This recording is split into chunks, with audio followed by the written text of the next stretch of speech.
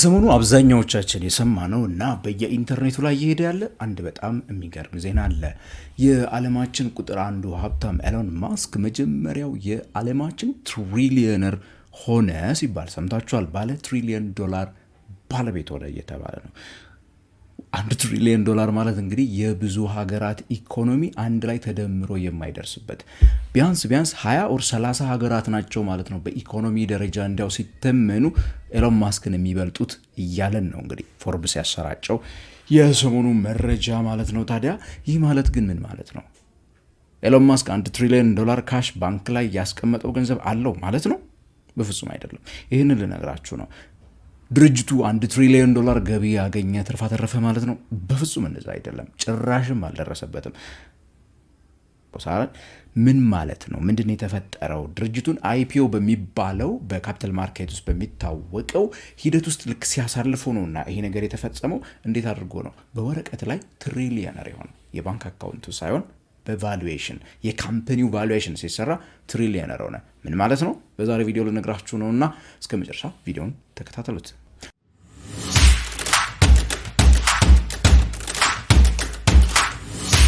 በቅድሚያ ትንሽ እንዲያው መግቢያ እንዲሆናችሁ ነገር ታዲያ ልንገራችሁ። ስፔስ ኤክስ የሚባለው ተቋም የኤሎን ማስክ የሮኬት ካምፓኒ ነው ማለት ትችላላችሁ። ወደ ህዋ ላይ የተለያዩ ሮኬቶችን የሚያመጥቅ የሳተላይት ካምፓኒ ነው። ከዛ ባለፈ ደግሞ የምድርን አትሞስፌር ላይ ደግሞ የሳተላይት ዲሾችን እየሰቀለ ሳተላይቶችን እየሰቀለ እንደ ቴሌ ምናምን አይነት የኮሚኒኬሽን ዲቫይሶችንም እንደዚሁ ደግሞ አገልግሎቶችንም ይሰጣል ስፔስ ኤክስ ማለት ነው። ታዲያ እስከ ቅርብ ጊዜ ድረስ በኤሎን መስክና በአንዳንድ ሌሎች ግለሰቦች ሰራተኞቹ፣ ኃላፊዎቹ ምናምን ባለቤትነት ብቻ ተይዞ የነበረ የግል ድርጅት ነበረ። በቅርቡ በዚህ ባሳለፍነው ሳምንት ያደረገው ምንድነው ፐብሊክ ኦፈሪንግ አይፒኦ ለመጀመሪያ ጊዜ ለህዝብ ይፋ አክሲዮኖቹን መሸጥ ነው የጀመረው ማለት ነው። ይህም በታሪክ ውስጥ በጣም ትልቅ የተባለው አይፒኦ እንዲሆን አድርጎታል። የማንን? የስፔስ ኤክስን አይፒኦ ማለት ነው። በዚህም የካምፓኒው ቫሉዌሽን ነው እንግዲህ በትሪሊየን ዶላሮች የሚገመት ስላደረገው ኤሎን ማስክን ባለ ትሪሊየን ዶላር ባለ ሀብት ያደረገው። ለመሆኑ ቫሉዌሽን ማለት ምን ማለት ነው? ምንድነው እያልከን ያለው ብላችሁ ከጠየቃችሁ አንድ በጣም ቀላል ምሳሌ ልንገራችሁ። እኔ ወንድማችሁ አንድ ካፌ አለኝ ልበል። ያንን ካፌ ዝም ብዬ ምን አልኩት? ባለ 100 ብር ወር ባለ አንድ ብር 100 ሼር ነው የኔ ካምፓኒ ብዬ ወሰንኩ እንበል። የኔን ድርጅት በ100 ሼር አድርጌ ከፋፈልኩት በድርሻ ደረጃ። ከዛ አንድ ሰው የሆነ ቀን መጥቶ ወደኔ ያንተ ካፌ በጣም ይመቸኛል፣ ያዋጣል ብዬ አስባለሁ፣ ስለዚህ አንዱን ያንተን ድርጅት ሼር ያንተን ካፌ ሼር ለምን 10,000 ብር ሰጥቼ አንድ መቶኛውን አትሸጥልኝም ብሎ ጠየቀኝና ሸጥኩለት እንበል። ያ ማለት እንግዲህ ምን ማለት እንደሆነ ታውቃላችሁ? እያንዳንዱ እኔ ጋር የነበሩት መቶዎቹ ሼሮች 10,000 ብር ነው የሚያወጡት አለማ ገበያው ገዢው ማለት ነው። ስለዚህ እኔ ጋር የቀሩት 99ኙ ሼሮችም 10,000 ብር ነው እንደሚያወጡ የሚታሰቡት። ስለዚህ ድርጅቴ በአንድ ጊዜ ባለ 1 ሚሊዮን ብር ድርጅት ሆነ ማለት ነው ቫሉዌሽኑ። እዚህ ጋር ድርጅቱን አልሸጥኩትም፣ አንድ አክሲዮን ነው የሸጥኩት። አንዱ በ10,000 ነው የተገዛልኝ። ታዲያ የአንዱ በ10,000 መገዛት በእጄ ያሉት አክሲዮኖች ዋጋቸው ይሄ ነው ገበያው ሊከፍል የተዘጋጀው ስለተባለ ምንም ሳልሸጥ ማለት ከአንዷ ውጪ ሳልሸጥ ባለ 1 ሚሊዮን ብር ባለ ሀብት ተባልኩኝ። ቫሉዌሽን ማለት ይሄ ነው። ኤሎን ማስክን በነገራችን ላይ የሆነው ይሄንን ነው። ስቶክ ማርኬት ውስጥ ቫሉዌሽን የሚሰራው ልክ እንዲሁ እንዳልኳችሁ ነው።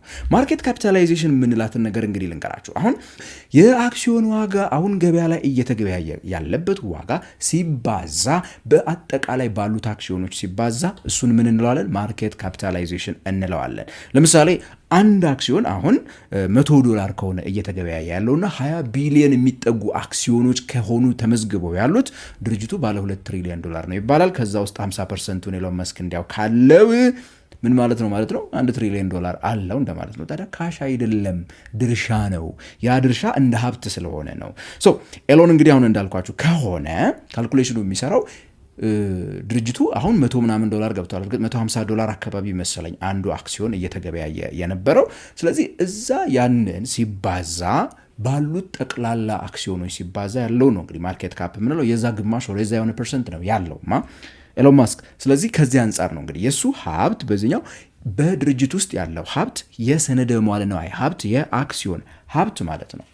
በዚህ ዋጋ የተተመነለት እንደማለት ነው። ለምሳሌ በ5 ሚሊዮን ብር የገዛ ነው ቤት ብዙ ጊዜ እንዲያው ያን ያህል የተራራቀ ትንሽ ቢሆንም ግን እንዲያው ቀለል ካረጋላችሁ በ5 ሚሊዮን ብር ቤት ገዝተን ከ5 ዓመት በኋላ ቤቱ 20 ሚሊዮን ብር ያወጣል ተብሎ ቢነገረንና ቤቱን ሳንሸጠው ነገር ግን የ20 ሚሊዮን ብር ቤት እኮ አለኝ ብለን መናገር የምንችል ከሆነ 15 ሚሊዮን ብር ተጨማሪ አግኝተነው አይደለም በካሽ ባንክ አካውንታችን ውስጥ ላይኖር ይችላል። የሆነ ጊዜ ልንሸጠው ስንፈልግ የሚገዛን ሰው ልናጣ የምንችልበት እድል አለ። የሚገዛን ሰው ካገኘን ወደ ካሽ ልንቀይርበት የምንችልበት እድል አለ። ነገር ግን ስቲል 20 ሚሊዮን ብር አለን ብለን ልንናገር እንድንችል ያስችለናል። ስለዚህ ባንክ አካውንታቸው ውስጥ ምንም ሳይቀየር ነው። ኤሎን ማስክም ቢሆን እንግዲህ የባንክ አካውንት ውስጥ ምንም ሳይቀየር ነው እንግዲህ በቫሉዌሽን ነው በእጁ ላይ ያሉ ሰነዶች ጠቅላላ ካምፓኒውን አክሲዮን የገዙ ሰዎች የ75 ቢሊዮን ዶላር አይፒኦ በሚሸጥበት ሰዓት ማለት ነው የ75 ቢሊዮን ዶላር ድርሻ ገዙት።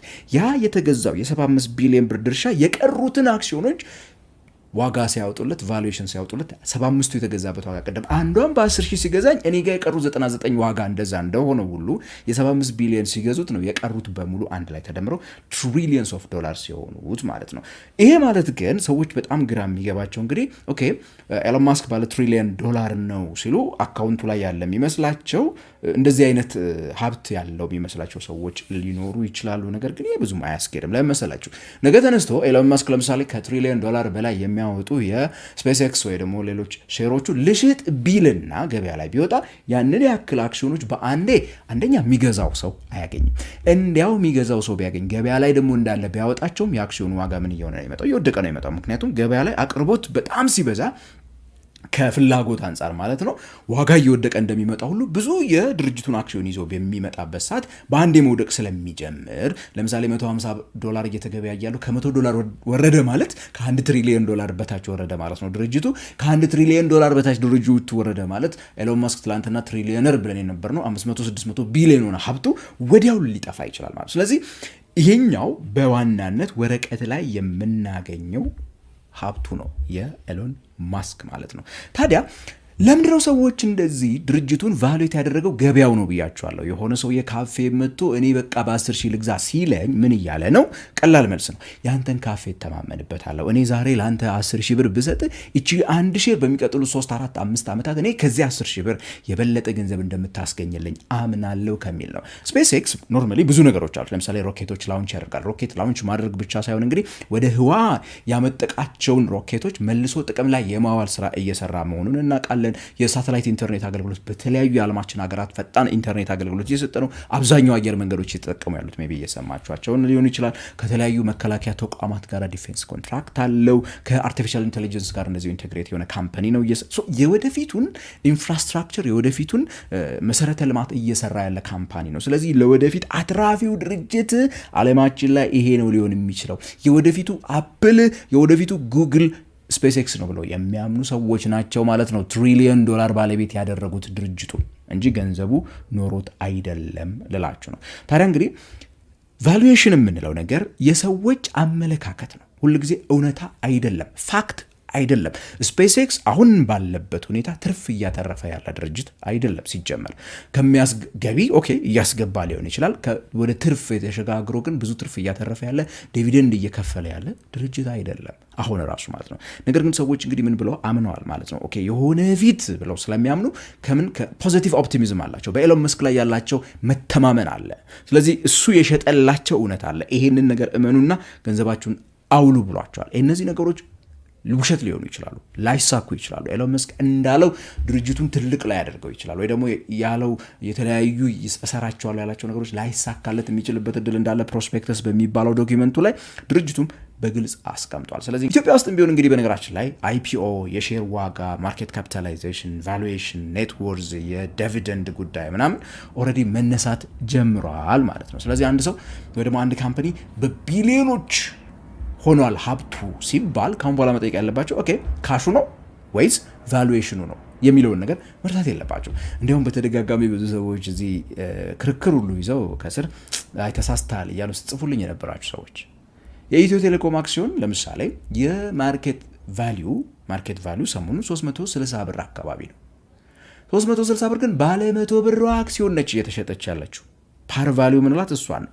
የገበያ ዋጋ ወይ ደግሞ ገበያው ቫሉዌሽን ሲሰጠው የቴሌ 360 ብከፍል ያዋጣል ያለው እሱ ነው የገበያ ዋጋ የምንለው ቫሉዌሽን ማለት እሱ መሆኑን መረዳት መቻል አለብን። ስለዚህ ኤሎን መስክ $1 ትሪሊየን ካሽ ባንክ ውስጥ የለውም በዲፖዚት መልኩ።